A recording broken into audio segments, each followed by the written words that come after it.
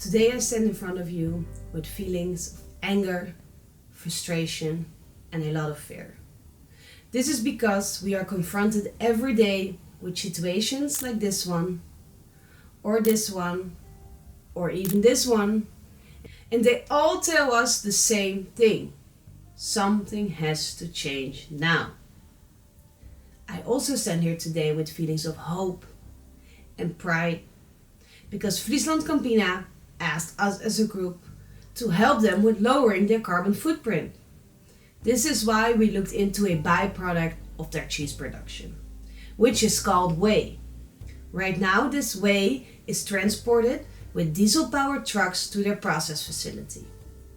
Because the volume of this whey is so big, many trucks are needed every day. We came up with a process of dewatering the whey, which is a method that is cost-friendly, environmental-friendly, and efficient. This is how we are going to tackle the problem of Friesland Campina. The best method to dewater the whey is by using a combination of forward and reverse osmosis. This is an osmotic process that uses a membrane to separate the water from the whey. Like reverse osmosis, forward osmosis is a membrane water treatment solution.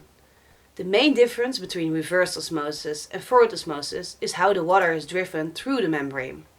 In reverse osmosis, the water is forced through the membrane using hydraulic pressure. Forward osmosis uses natural osmotic pressure to induce the flow of the water through the membrane. Operation at low hydraulic pressure allows the forward osmosis process to be robust against the falling and mitigating compaction of falling materials on the membrane surface. Using this method, a concentration of the whey can be increased from 6.75% of the total solids to 28% of the total solids. This is great efficiency compared with the other techniques. Also, the water that we collect after dewatering is of outstanding quality. Forward osmosis has a very low CO2 emission. And when the two methods of reverse osmosis and forward osmosis are combined, this CO2 emission stays low. Forward osmosis is a very expensive method because it's very new. But when they combine the reverse osmosis and the forward osmosis, it becomes economically way friendlier, it is still sustainable, and it's efficient. So to come back to the main problem, which was lowering the CO2 emission while transporting the whey, the best method is using a combination of reverse osmosis and forward osmosis. This gives Friesland Campina a sustainable opportunity to remove the water from the whey and use less trucks for transporting it to the process facility.